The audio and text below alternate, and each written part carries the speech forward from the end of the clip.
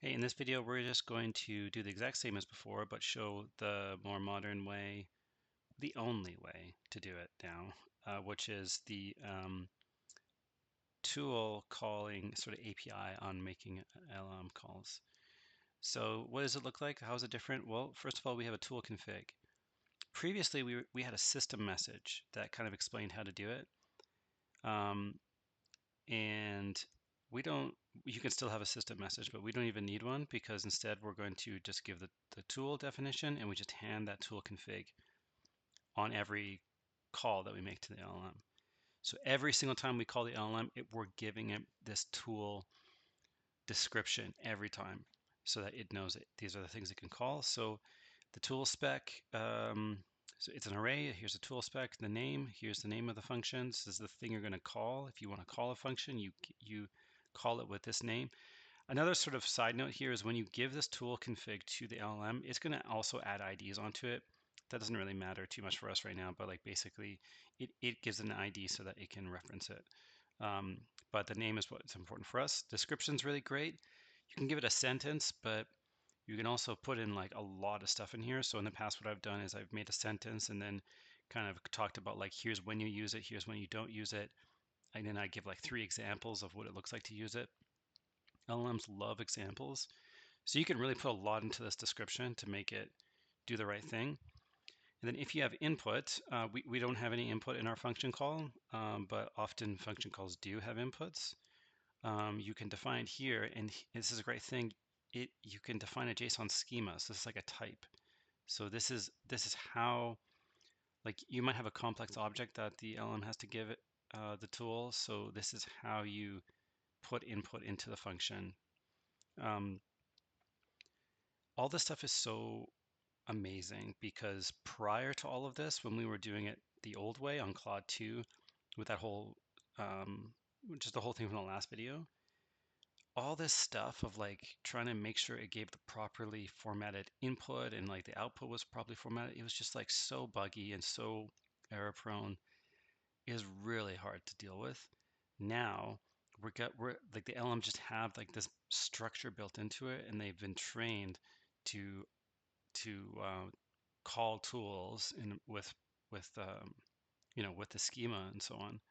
Even like Llama 3 was like not great at this, which wasn't that long ago. But yeah, the new ones are amazing at it. Um, so it's like something that was originally a hack. Now it's turned into like there's a nice API in front of it, but also the LMs have been trained to know what tool calling is, and so like it's just been elevated to this like more dependable workflow or way of working with an LMs. So anyways, tool calls here. We just put it in there. Don't have a system message anymore. Still can have one, but we don't need one. And when we call it, we're just going to, rather than do some sort of like string match on it, we just we just look like if the message comes back, if it has a tool use property on it, it's a tool call. So now the LLM doesn't have to just respond as an assistant with text. It can also respond with a properly typed, I suppose you could say. Well, it's an assistant response, but it has a tool use object on it that says, I'm making a request to you to run some sort of function for me because I need you to run a function. And so we pick that up. We call the function. We only got one, so we don't need to check which one. We're just gonna call it. We add the assistant's request to the conversation history, and then we add our user tool response. So this is not simply user and text. This is tool result. Here's the tool use ID. So now it's saying they have IDs on them. So it's going to come back with a with the request has an ID on it. So that's what we're referencing in here, so it can match it up. And then we just give the result, and it's an object. And then we call converse again, and notice it's the exact same thing.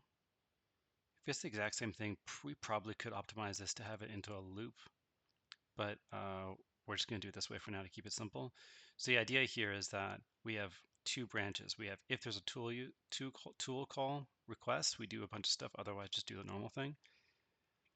If it's a tool call, we're going to call the tool, update the conversation history with the request and response of the tool call, and then make the uh, send that over to the LLM. And all we're doing is we're not sending like a tool result, we're sending a new conversation. This is one thing that's really important to realize. This is just one call to LLM, and the life cycle of the LLM is done. Like it's just one call. It gave you a response. It's done. There's no link between this call and this call. From the LLM's perspective, it's completely different things. We're just the only way in which they're related is because of the conversation history is just growing, and we're creating this illusion of a session, but there is no session. This is one thing, and that's it. It's done completely. This is another call to the LLM. The only difference here is that we've added a bunch of things onto the conversation. Anyways, let's test this out. Um, should I drive and get some coffee? We should assume that it will do the same thing. It does. Now, to really kind of get this solidified, let's look at, should I drive and get,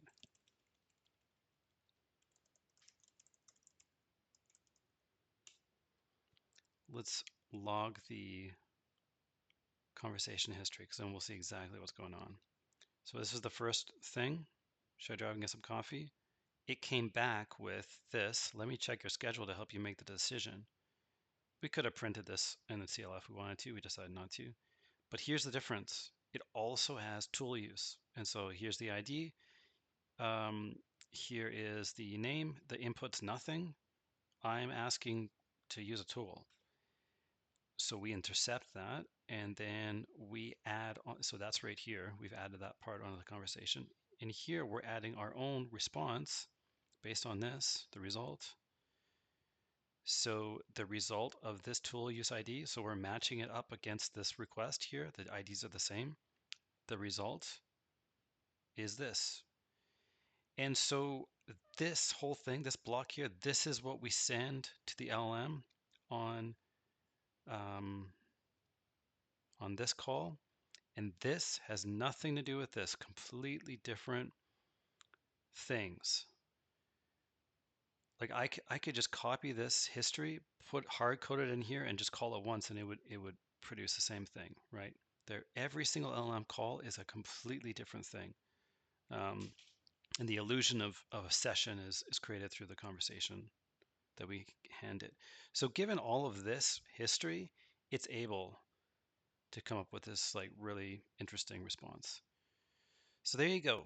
Um, so that's kind of the history of function calling in the last video. That's where it came from. All it is text at the end of the day. All the LM is doing is generating a next token based on whatever history is in place. That history can be whatever you want it to be. I could create some history. I could make up some history. It doesn't know. It doesn't care. It doesn't know anything. It just works off of what you hand it. Um, that last video is really good for realizing that. But in this video, um, this is the more structured, um, less error prone sort of tool calling API that LLMs have now. And so this is what we want to leverage going forward is this tool calling API.